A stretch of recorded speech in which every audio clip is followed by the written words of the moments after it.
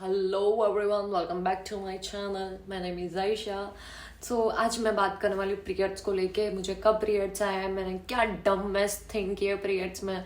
मैं आपको पता है वो बोलते हैं ना कि 100% में से कुछ लड़कियां जो 50% गिन लेते हैं, उनको जिनको नेक्स्ट लेवल पेन होता है, जिनकी डेथ तक बात आ जाती है, उनमें से मैं एक हूँ। मुझे इतना पेन होता है कि आई कांट इवन मूव। मैं यहाँ से यहाँ मूव नहीं हो सकती, मैं बैठ नहीं सकती, मैं सो नहीं सकती, मैं कुछ नहीं कर सकती। सो मेरा पीरियड्स मुझे 2011 में आया था। एंड ऐसे टाइम पे आया था भाई साहब कि उस टाइम पे आना ही नहीं चाहता। बहुत गलत टाइम पे पीरियड्स आते हैं। If you are a girl, तुम रिलेट कर सकते हो।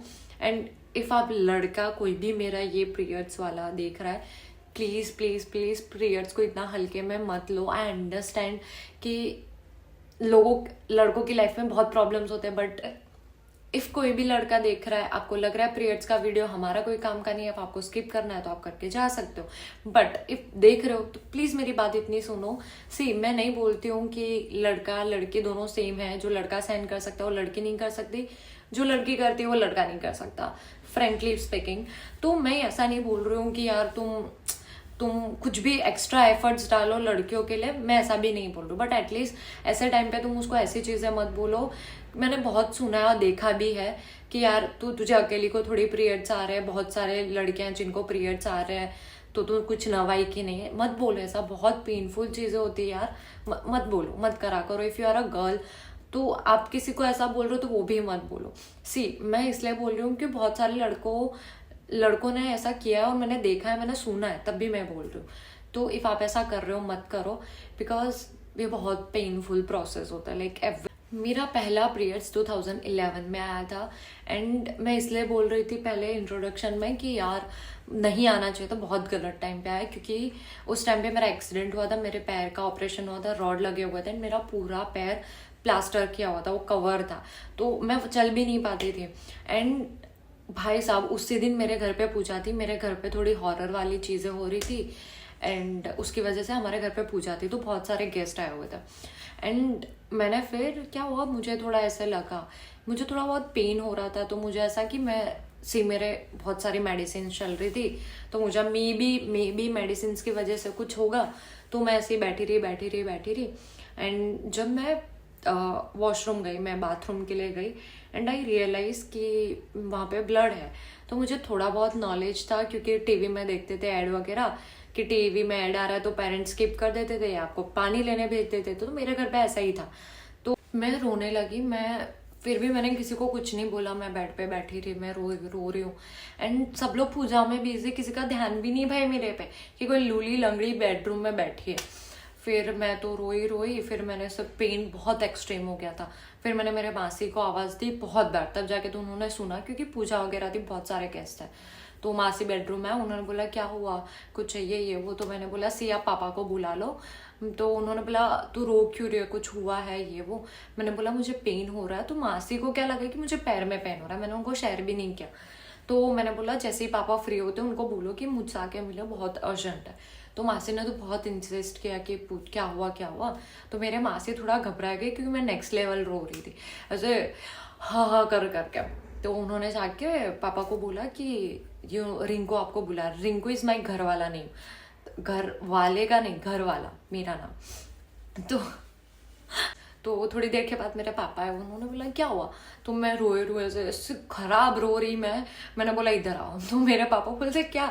तो फिर उनको पास में बुलाया, मैंने बोला कान दो अपना। तो पापा ने मुझे कान दिया, तो ऐसे खुसुड़ फुसुड़ कर रही थी जैसे कोई सुन लेगा।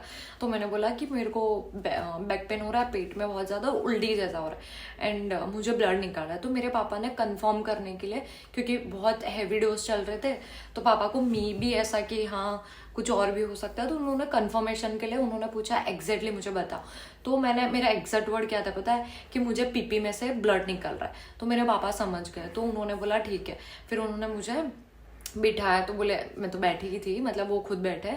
एंड फिर उन्होंने मुझे समझाया कि सी पीरियड से ही चीज़ होती है, महीने में कुछ दिन होता है, उसकी वजह से पेन वगैरह भी होता है, थोड़ा बहुत होगा, बहुत एक्सट्रीम जा रहा है तो भी बताना। मेरे पापा ने, my father is the only person जिन्होंने मुझे सब कुछ समझाया। मेरे पापा ने जाके मेरे मासी को बोला एंड मासी आके बोला ऐसी चीजें कौन बोलता है पापा को। मैंने बोला मैं बोलती हूँ भाई। तो बोलते ऐसी चीजें पापा को शेयर नहीं करते, किसी को पता नहीं चले। मतलब नहीं, मैंने पापा को बोल दिया। मैं मेरे पापा से बहुत क्लोज थी। लाइक ऐसा नहीं कि मैं उनसे डर नहीं था मुझे उनका, या मैं पापा की परी थी। क्योंकि इफ मैं कोई कांड करके भी आ रही हूँ, कुछ भी हो रहा है, कुछ गलती भी कर रही हूँ ना, तो मैं मेरे पापा को ही बोलती थी। सब लोग मम्मी को ज्यादा प्रीफर करते हैं, बट मैं पापा को बोलती थी। उसका रीजन ये था कि मेरे पापा कोई भी कंक्लूजन से आने से पहले ये सोचते थे कि लाइक वाई मेरी बेटी ने ऐसा किया, तो क्यों किया, वो सिचुएशन क्या होगी, या उसने ऐसा किया ही क्यों। लाइक वो सोचते थे। एंड भाई मुझे बहुत लपड़े पड़े। मैं कोई पापा की परी नहीं हूँ, मुझे सर पे चढ़ा के नहीं रखा था उन्होंने। गलती पे ऐसे लपड़ खाए ना मैंने, मतलब वो सोच नहीं सकता। मुझे इतना खौफ, मेरे पापा का मुझे आज भी मेरे पापा का मुझे कभी भी फोन आता था, लाइक मैं थतड़ जाती थी कि साला 10 चीजें दिमाग में आ जाती कि पापा ने क्यों फोन किया होगा।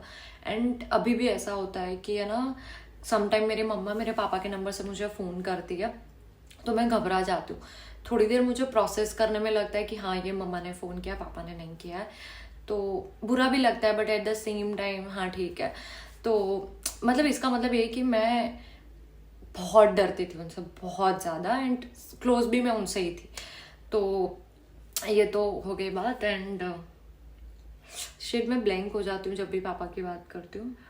टॉपिक पे आ जाते हैं। हाँ, फिर मुझे मम्मी पापा ने दोनों ने बैठ के सिखाया पैड कैसे लगाना है। फिर मैंने उनको बोला कि मुझे पीरियड्स का पेन सहन ही नहीं हो रहा है। तो फिर मुझे डॉक्टर के पास लेके गए, उन्होंने मुझे मेडिसिन वगैरह दी, वो आज भी मैं लेती हूँ, स्टिल मैं ले रही हूँ। एंड बीच बीच में मैं डॉक्टर से मिलने भी जाती हूँ कि क्या है क्या नहीं। मुझे कैसा होता है कि ये मंथ मुझे पीरियड्स नॉर्मल आ रहे हैं, तो नेक्स्ट एक महीना मुझे बहुत नॉर्मल पीरियड्स आते हैं, एक दूसरे महीने मुझे बहुत पेन होता है, बहुत बहुत पेनफुल प्रोसेस होता है वो। तो मैं हमेशा भगवान से प्रे करती हूँ कि आप भगवान जी इस महीने मुझे पेन मत देना, क्योंकि मुझे इतना पेन होता है। लाइक नॉर्मल पेन होता है तो मैं फेस कर लूँ, मैं सहन कर लूँ, बट जो मुझे पेन होता है ना वो बेर नहीं होता। Like I can't even move, मैं बैठ नहीं सकती। मूड स्विंग्स तो इधर होते, उसको तो छोड़ ही दो भाई। और मेरे मूड स्विंग सहन करने वाला वो दूसरे दिन शायद मुझसे बात करना ही बंद कर दे, ऐसी चीज़ें हो जाती है।